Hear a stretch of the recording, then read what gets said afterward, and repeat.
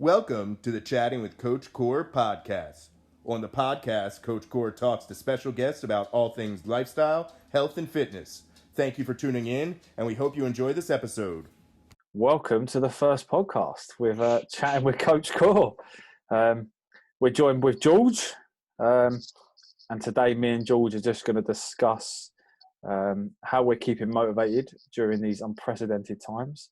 Obviously, with no access to a gym, how we're finding the time to train, based on the fact that we're all confined to our houses and ever so busy.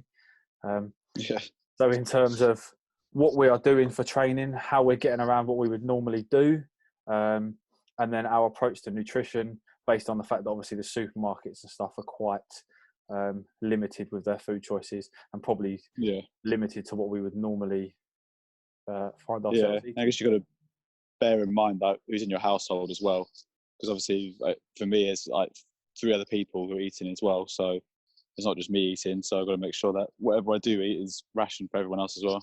Yeah, absolutely. So in terms of training, George, what's your training looking like and stuff at the moment? What's your approach to training? Because obviously before all this, it was doing the bike preparation stuff for my event in August, 100-mile bike rides. But then that's still happening by all accounts, so I can still go out and train for that. But obviously, bearing in mind if the police stop us or not. But then in the gym, it was push-pull legs as much as I could, like 3 to 4 times a week. Obviously now that's not available no more. But looking at I'm thinking more just WODs, like just random workouts, what I've got in the garden, a lot more aerobic-y stuff. Like I did a session the other day and I used just a log. I saw that on your Instagram. How much do you think the logs weigh? Yeah, absolutely nothing. I couldn't tell you, but then it probably weighed, maybe less than 10 kilo. Right. Okay. But then I would say supplement that because it's still a stimulus by then improving like your rep ranges or sets. On that workout, I did 10 sets. Yep. And it was like 100 single unders in between. So it was still quite a workout to keep it doing. My shoulders are absolutely burning after that. Yeah. So obviously you were talking about you were doing a bike ride prior to that, so you were obviously trying to do cycling and stuff like that. Are you still trying to get any cycling in, or are you kind of pushing that to the wayside? Yeah, 100%. Obviously dependent on with your marathon, it got postponed and you found out pretty swiftly because it's quite soon. Well, it would have been quite soon. But like I said, our event, mine and my dad's event isn't until August. So you're looking, potentially they may postpone it. I couldn't tell you though, so it's still worth training for. And at the moment, the government's allowing us out once a day, so take advantage of that. They haven't specified if there's any restrictions to that or not, and I don't know if they will. But so that could be done. So just have to wait and see, really. For those as well that are living under a rock and completely unaware of what we're referring to in terms of the government allowing us out. And in case people are then watching this internationally. After this has happened, we're suffering as a world with COVID-19, so the coronavirus.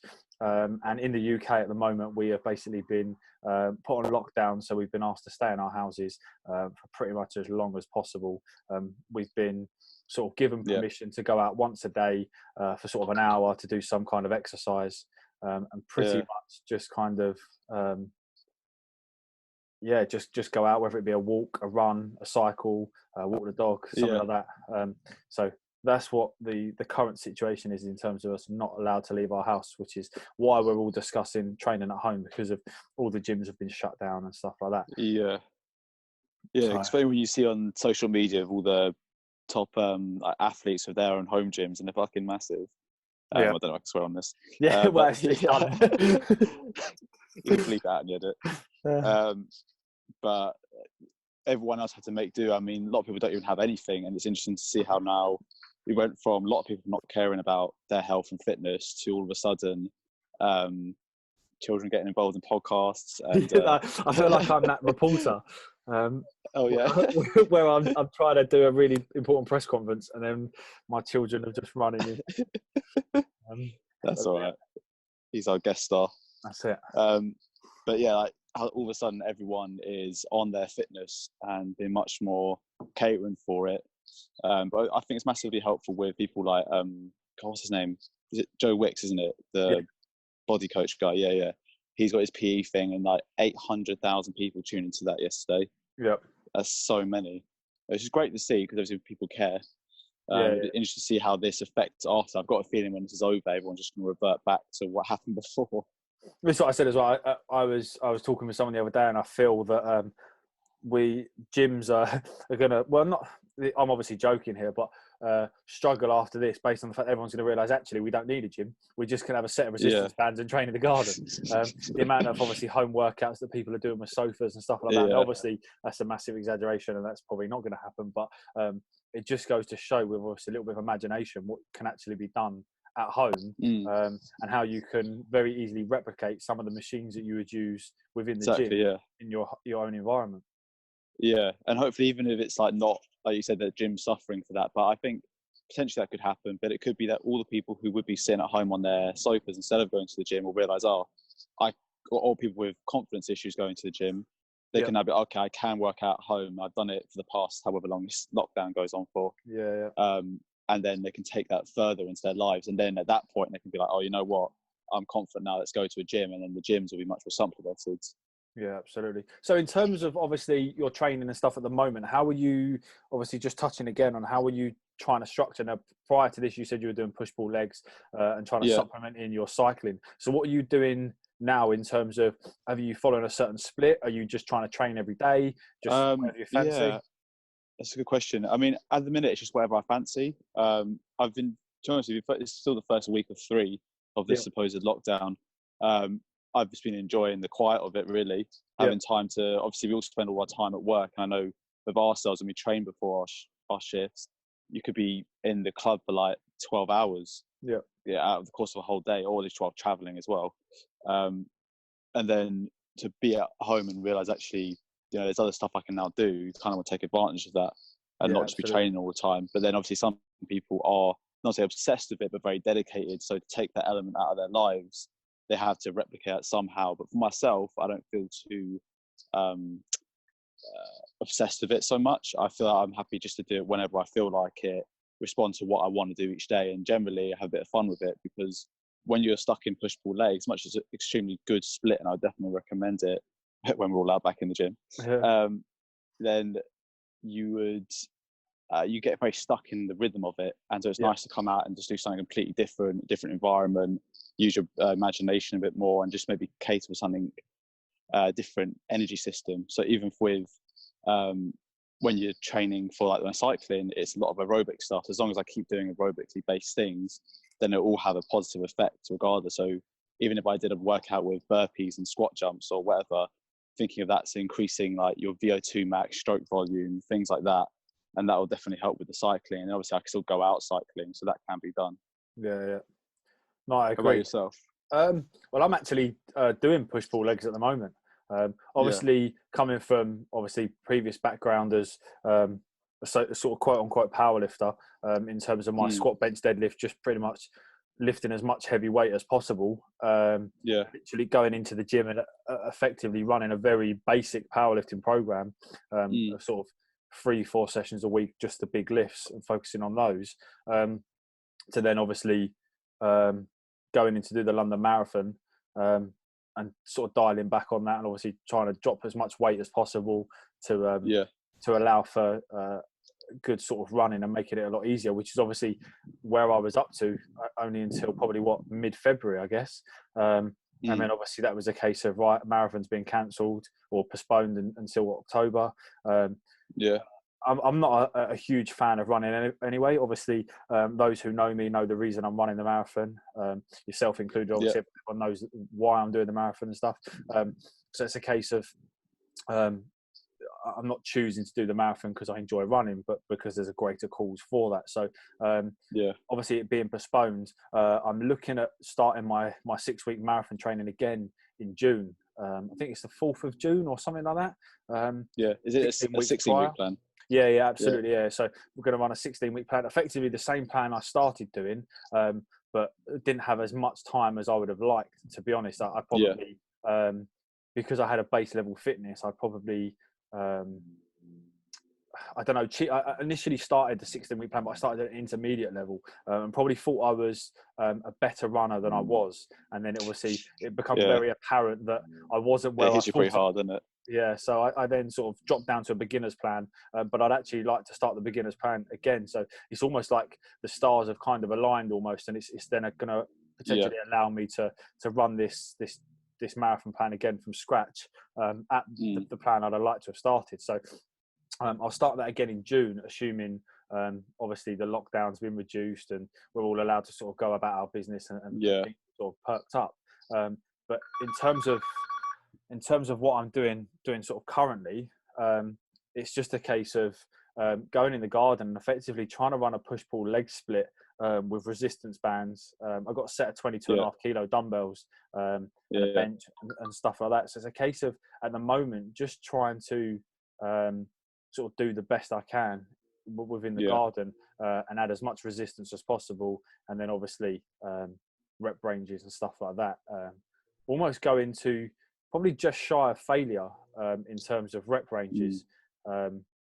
Just because of, I guess, for that added stimulus you would have to, really, wouldn't you? Well, this is it. Yeah, I mean, I haven't got access to as many bands that I liked. Obviously, you know, the bands that will clip on and stuff like that. I don't actually have a hell of a lot of those. I've got some of the MyProtein bands and the variant fitnesses. I actually snapped one yesterday trying to do a row where I think my bands. Well, I think my bands are actually probably about 6 years old, maybe even older. So I think the issue that I have with those is obviously there's a little bit of cuts and frays in them sort of here and there. So as I pulled it, it's probably overstretched it. But so I'm just doing the best I can with that. I'm lucky enough to have a spin bike at home, so I'm able to jump on the bike as and when needed as well. But my actual sort of plan, I'm posting my workouts every day on my Instagram. Just for anyone else, if they're sort of struggling with what to do and wanting to follow, they can follow along those. But, it's then effectively trying to get a workout in around 1-2 o'clock in the afternoon of a push-pull legs, and then some yoga and stuff in the evening, really.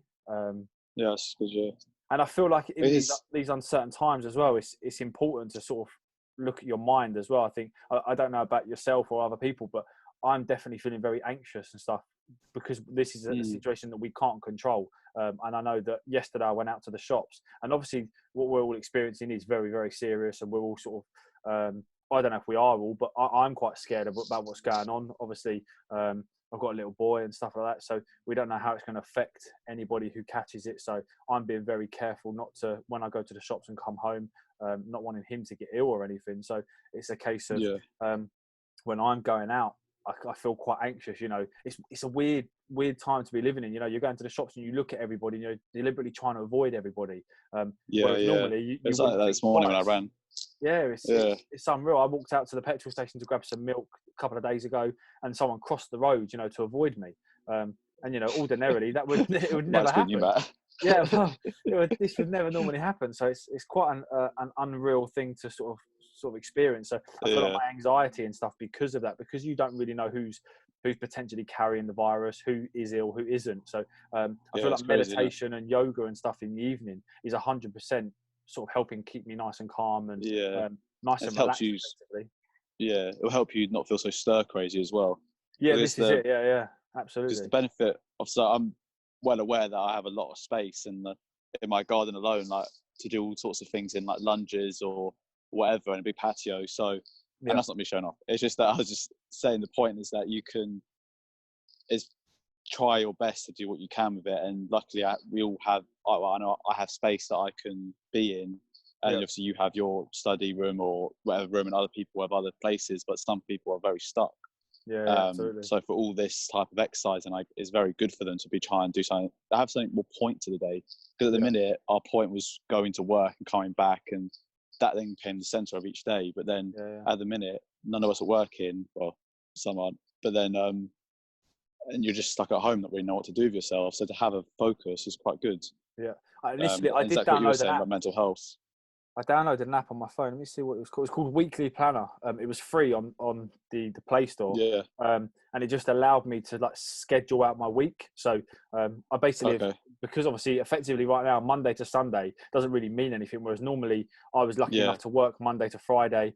I knew my shifts. I knew when I was getting up, what I was doing and stuff like that. Whereas now, effectively for me, every day is the same. Now, I've not long got off the phone with my work, and I'm now having to go in every Monday. So for me, effectively, Monday is going to be a working day for me for the foreseeable future.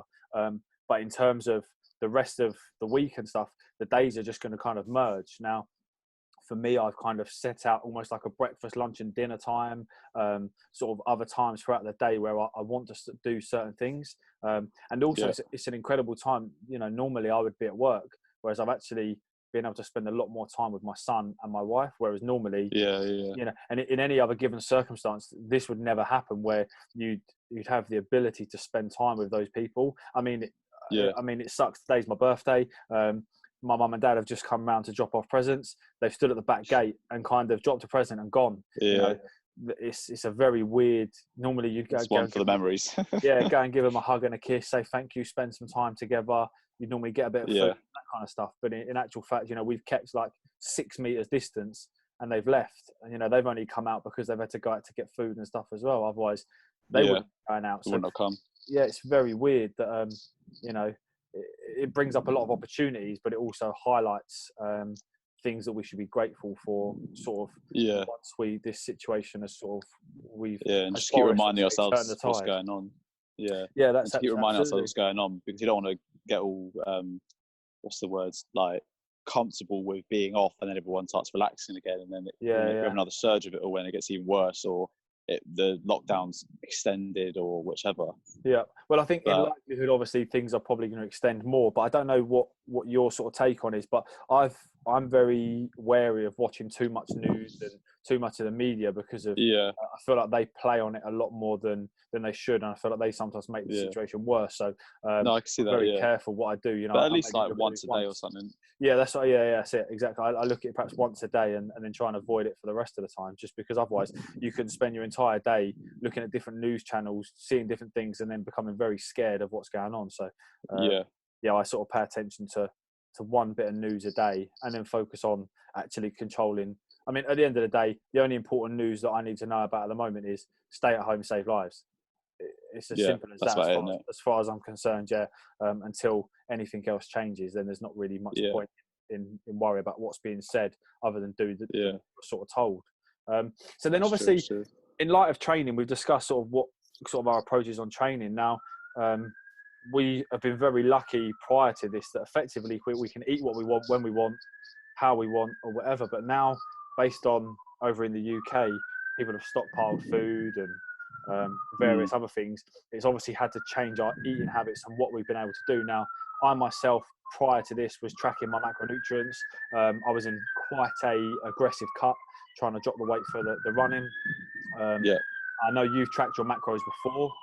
What's your sort of approach on your nutrition at the moment then? At the minute, I kind of haven't really changed my mental approach to it. It's more because obviously I don't track like you do. I don't really like tracking, not for any reason. I would 100% say, even after doing the course that we've done recently on nutrition, the highlight of losing weight is being a deficit, and that's it. And that's the bottom line of it. So 100%, if you need to have those goals, then track, 'cause it works, and you know it for yourself because you're walking around living proof of it. But then for myself, I don't track. I just don't enjoy it. I get too bogged down in the numbers, and it becomes a bit too obsessive. But that's just my personality with it. But then in terms of now, it's kind of like I have to assess what we have in like the house, like what we're eating and what I need to go out and buy and eat. Obviously, keeping it minimal so everyone on the street can have some food. Otherwise, there'll be none. But it is quite like bare minimum. But after a while, when you know what you're eating, you can identify. Okay, that's going to have some carbs in it. That's going to have some protein. Not numbers wise, but simply just that's going to be this. That's going to be that. And that generally is how I judge it. Generally, I'm not a very big eater in the morning. I've had that from like anxiety issues and stuff. It's not so bad anymore, so I can eat when I get up. But it's generally I would never eat a big meal when I get up. It would be like a bit of cereal, maybe a bit of egg or something. But yeah, I don't really know how to describe it. It's more like at the moment, like I said, it's quite unprecedented times, so we're all just sitting here not knowing too much what's going on.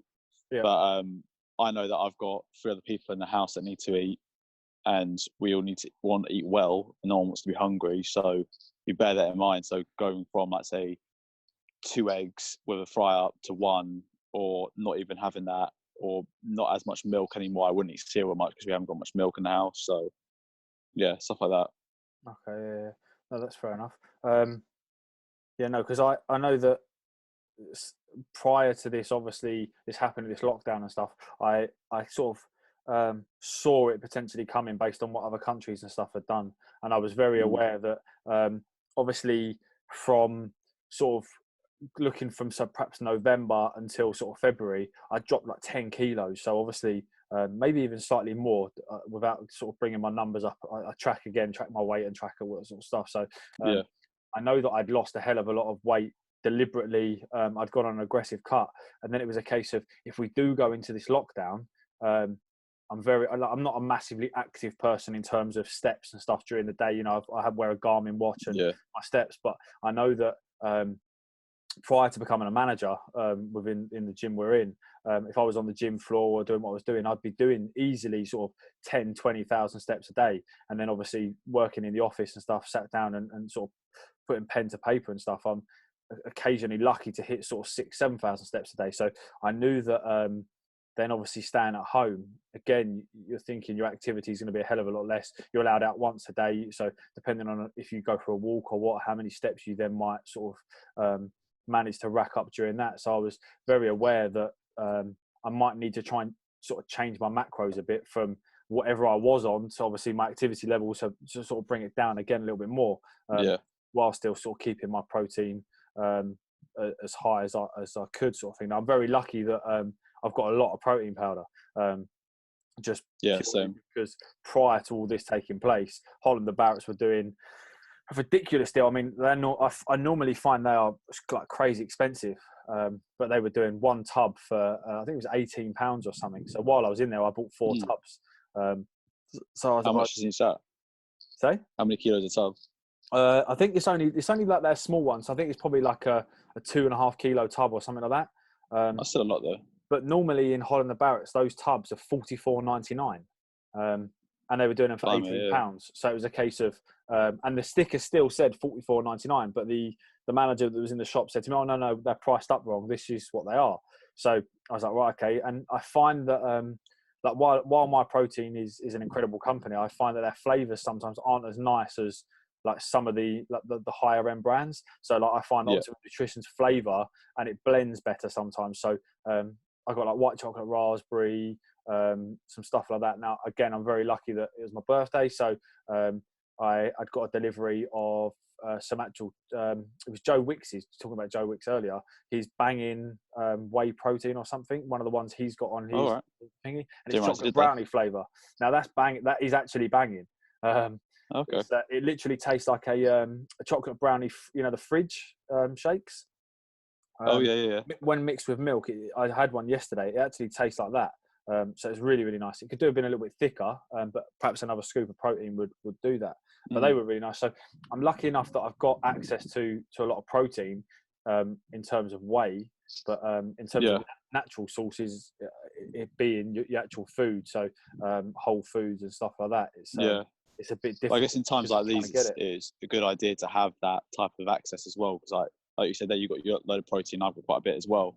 Yeah. So that's definitely something that can be taken each day, and that still gets a lot of calories in, and also gets that. The only thing I find with it is just not even forgetting to have it, but the motivation to get up and go and make it. Because of because I'm sat down on my bum and stuff like that. But that's when it's a case of probably even more poignant and more important to actually do it. So I'm trying to have at least one shake a day. So trying to get fruit and veg and stuff like that can be a bit difficult at the moment as well. But if I'm lucky enough to get it, normally what I'm doing is freezing 1 or 2 bananas as well, and then throwing half a banana in a smoothie in the morning with some oats and then a bit of milk and then a bit of whey protein, just to make a little bit of a smoothie. And that will effectively be my breakfast. And I'm not tracking at the moment because it's a case of I don't want to be sat down and kind of going, oh, I need to hit this, I need to hit that, you know. So it's just a case of at the moment I've kind of veered away from tracking and just going, right, let's actually just eat what my body feels like it wants. So I'm eating, trying to get some protein and stuff in the morning. For lunch and stuff is at the moment it's been like a bacon roll, bacon sandwich, that kind of stuff. And then for dinner is normally some kind of protein, and again it's whatever we can sort of get our hands on. So a lot at the moment, a lot of it's frozen stuff. So like frozen bird's eye burgers and this kind of stuff. Okay, yeah. Whatever's in there. I was lucky enough again before it happened to have bought some chicken and beef mince from the butchers. So that's in the freezer, and then it's just a case of getting that out the day before, defrosting that. I'd never had chicken mince before. It's weird. It's very weird. I tried to make fajitas with it. It's a weird idea. Yeah, it didn't. It was nice, but it's definitely like a spaghetti bolognese kind of thing, or a lasagna. I mean, how much mince can you get out of one chicken? They're not very big. Well, like, you think about it, you get it out of a cow. It's quite a lot. But I would imagine you're probably mincing. I think each one was, I think it's 5 each, like little mini packs, 500 grams. So it's probably like 2 or 3 chicken breasts minced up, I'd imagine. That's what they've sort of done. But it was all right. But when I cooked it, it looked like scrambled egg, which was weird to look. Like obviously they're still both chicken, but they're very different types of chicken.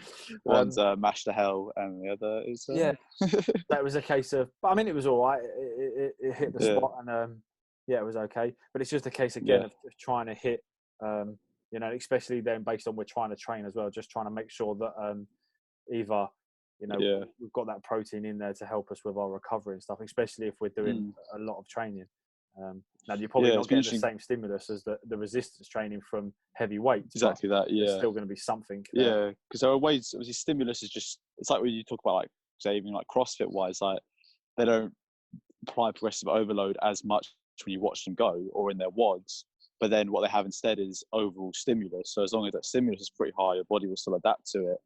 And then that's. Oh, I think I've lost. There you go. You're back. I lost visual.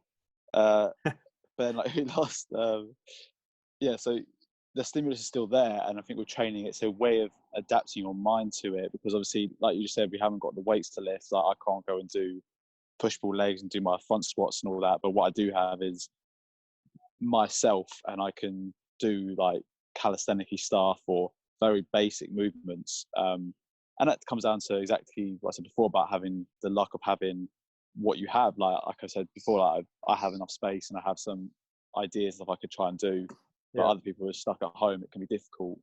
But it's just about adapting what you can see. Like I saw a video the other day of someone pushing up their sofa, just using that as like a landmine press type thing. Yeah. And that was quite funny. But so even stuff like that could be done, or you might have to maneuver around a bit. But it's interesting. It's interesting to see what everyone's going to be doing. No, this is it. So it's just a case of, I suppose, doing the best we can. Are you putting your workouts out and stuff on Instagram for people to potentially copy, follow, to give ideas of? Yeah. I'm probably not going to do it the way you do it. I've seen you've been actually like listening off the workouts and stuff. But I'll probably film all my videos, film all the training sessions, just because it's something interesting to do and see what I can do with the camera. Work that magic. But then I always like write it in the description what I've done, and you can obviously recreate that if you like. But for example, the workout I did yesterday of pushing a log above my head, you haven't got a log, you can't really do that, can you? So, so again, it's just about adapting to what you have, and maybe you can do even just a completely different thing. Like you could try and practice gymnastics if you have the space. You could try doing I might try some handstand practice over the next week or so. I haven't done that in a long time, but since I've got nothing better to do, it's like, might as well do. Did I see you got a climbing frame in your garden as well? I've got a set of swings down the end. So at least you've got something you could potentially do pull-ups and stuff off of as well, you know? Yeah, and I can just play on the swings as well.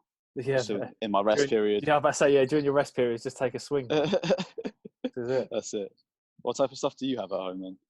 Because I remember before you had your rack and everything, don't you? Yeah, so I'm lucky, but also unfortunate. So in my previous accommodation, paradox.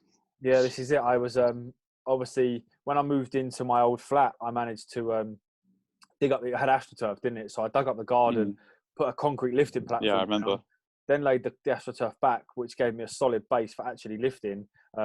and then obviously built a wooden lifting platform and stuff as well that could be put in and out of the shed.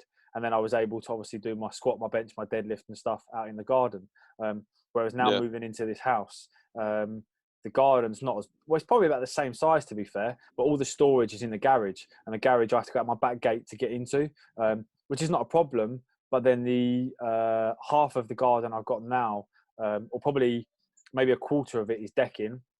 So at the moment I'm doing a lot of my workouts on the decking. So I bought the squat rack in, which it opens up to a squat rack or closes in so you can do dips on it.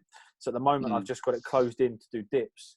And then just purely because of I haven't really got a stable foundation. I've only been here approaching a year now, but we moved in sort of at the back end of summer.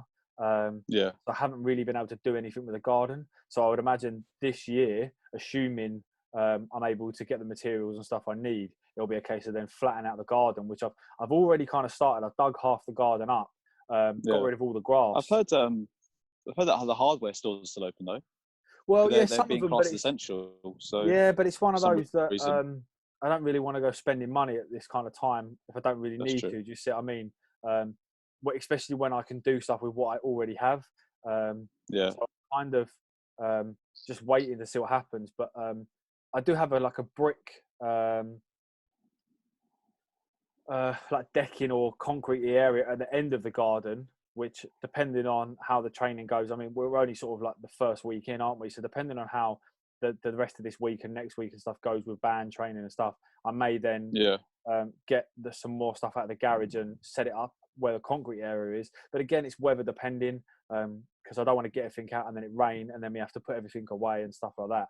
Yeah, it'd be a mess, wouldn't it? So it's just a case of once the weather, we know we're going to be set for. I mean, it's very clear. It's nice blue skies where we are at the moment. You know, you can see on your footage and obviously the bright sort of lights and stuff. There you go.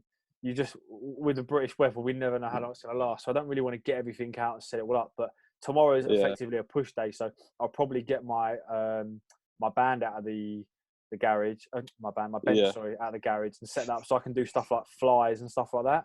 But we'll sort of see how it goes. But yeah, I mean, I was very lucky in the old place, and my wife was very accommodating in letting me basically do whatever I wanted with the garden. So yeah, I basically turned it into a home gym.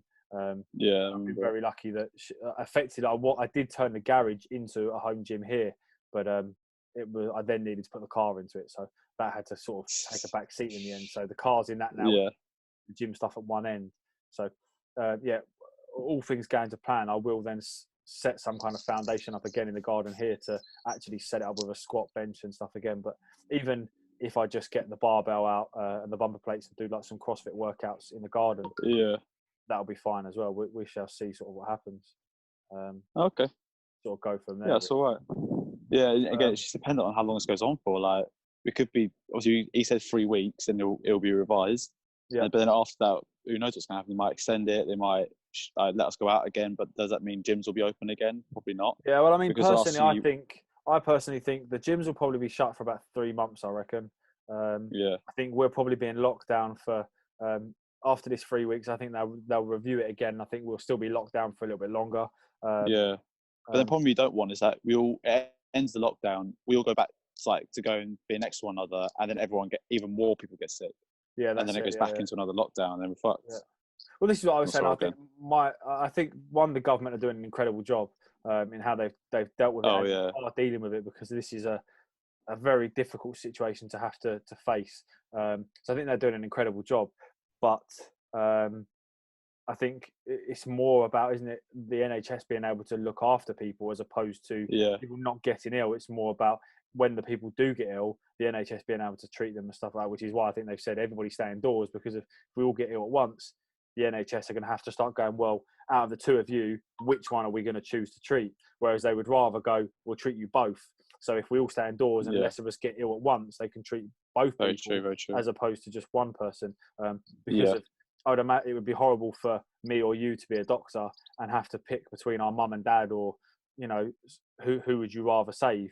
And I feel like that's probably what the NHS are having to hopefully not at the moment contend with. But I suppose we'll see. Yeah, I was glad to see last night everyone coming out clapping their hands. Yeah, That was quite absolutely. nice. I wasn't Yeah, even yeah. expecting that to happen. No, absolutely. Oh, I've lost visual. Lost you're back. visual. You're back. I No, got that's 10% good. battery. The NHS are doing an incredible job, as are everybody else that's, you know, the Battling it, supermarket yeah. workers and stuff like that doing an incredible job. But as you said, George, you got 10%. I don't want to run your battery down and we lose visual of you permanently. So thank you very much for coming on. We will do this again No soon, worries. and we'll catch It's up been and we'll fun. try and sort of stay tuned. So for anybody watching Yeah, awesome. stuff like that doesn't or that wants to follow you on social media and stuff, what's your Instagram for people to give you a follow? Good question. It is at the Smart PT. If you can't find it by typing it in, you can look at Pulsecast Sholton's page. Links on there quite often. So have a poke on there. Follow them if you like. Maybe follow Coach Core. I heard he's quite good. I'd like to think they'd already be following me, but maybe so. let's hope so. Maybe not Tom Story. You can dodge him. There's somehow he was going to get a mention in here, wasn't he? Somehow. We did it.